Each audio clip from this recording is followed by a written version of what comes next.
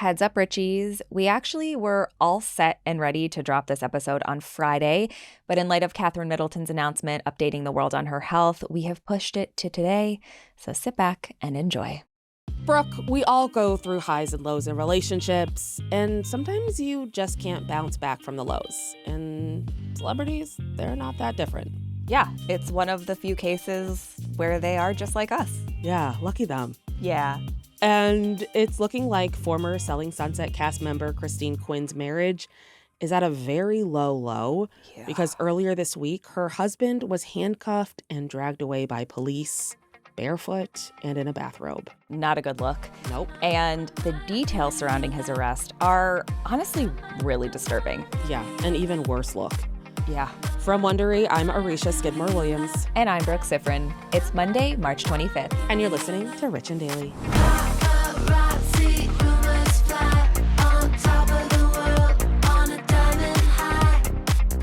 So Christine Quinn really made her name for herself on reality television for being a pretty polarizing figure on Netflix's Selling Sunset for 5 seasons. Yeah. They even covered her lavish wedding to her tech guru husband, Christian Richard, on the show. And now their marriage is in the spotlight, but this time, absolutely not for a celebration. No. Because on Tuesday, Christian was arrested for domestic violence. Now, according to Page 6, LA police responded to a call related to a domestic dispute in the Hollywood Hills around 2 p.m. Yeah, so sources told TMZ that there was a verbal argument between Christine and Christian, and according to a public information officer, the suspect threw a bag containing a glass bottle at the victim, missed the victim, but hit the victim's child, causing injury. So that child is their 2-year-old son, who's also named Christian. And initially, it was reported that he was seen by paramedics but not transported to a hospital. But according to a different source who spoke to Page 6, their son was taken to the emergency room by ambulance, and Christine, of course, rode with him in the ambulance. So no word yet on how Christian Jr. is doing, but Christian Sr. was booked for felony assault with a deadly weapon and was arrested, like we said, wearing only a bathrobe and no shoes. Yeah. Like, he just looked like shit. He looked how I would expect somebody who would throw a bag of glass to another human being to look. Honestly. Yeah, definitely. So Richie's, this happened on Tuesday. Christian was held for about a day and then was released sometime on Wednesday on $30,000 bail. But his freedom was very short-lived because later on Wednesday, so the day that he was released, about 33 hours after his first arrest, he was arrested again. Jesus. This time, he was arrested for violating an emergency protective order, which was an emergency one that Christine was granted against Christian and is good for a week. So it was like right after this all happened initially. Yeah. Christian violated that order on Wednesday night by showing up at their house. It's like, the ink isn't even dry yet. I know. On the judge's signature, and he's violating it. Like, come on. So police were actually called to the scene to conduct a building search, which determines whether or not there is an active threat.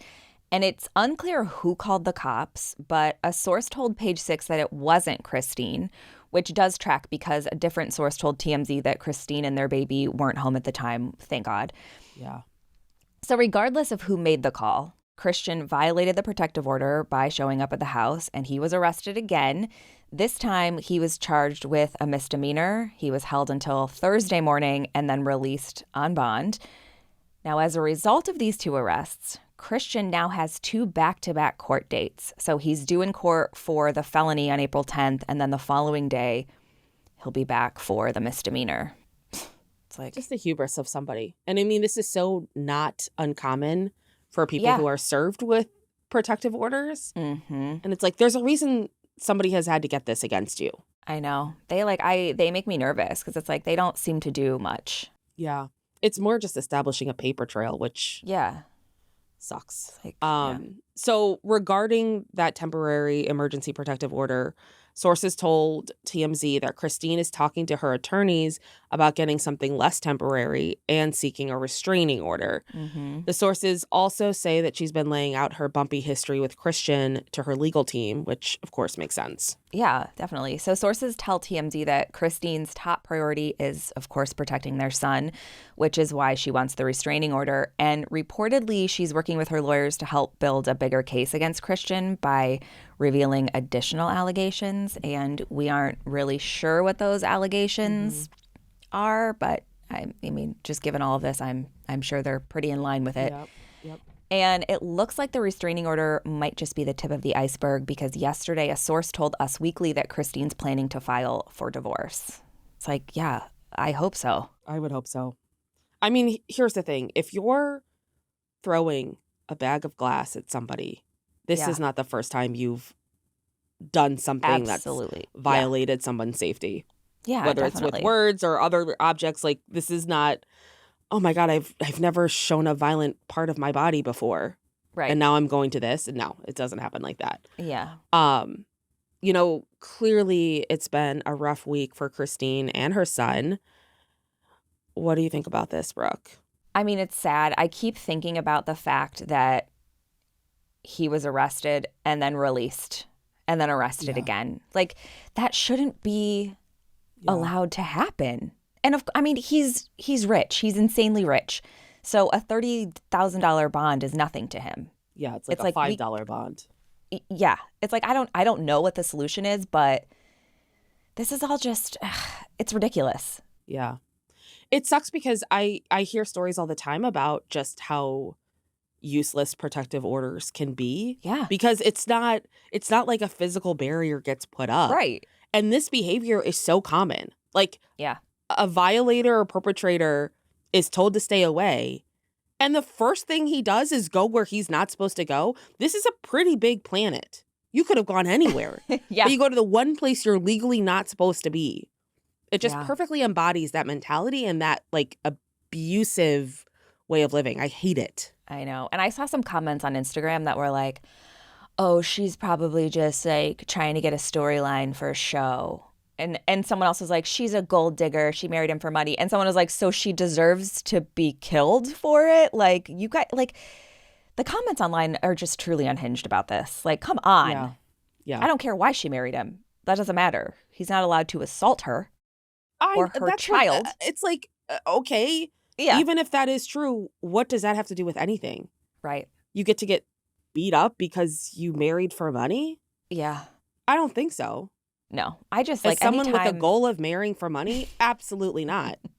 It's just like any time something happens to someone who has been on reality TV or is on reality TV, it's like, this must be a storyline. It's like, no, these are actually people. Like, things will happen in their lives. Like, let's be a little sensitive here. It's like, okay, even if that is true, that she did marry for money, that doesn't mean you get to just be violent with somebody. I know. We got to be nicer to people. I don't, it's like whenever somebody's on reality television, they seem to think there's some carte blanche to just treat them like a subhuman. I know. And I don't get where that comes from. Yeah, I honestly don't either. I think a lot of it has to do with, well, I'm not on reality TV and I'm mad about it, so I'm going to be a dickhead online to people who are. Honestly, like, you signed up for this. Like, no. Most of the negativity is 100% jealousy. Yeah. Oh, God, yeah, absolutely. But all in all, I mean, like, you know, I know Christine was a polarizing character on Selling Sunset. Did you like her?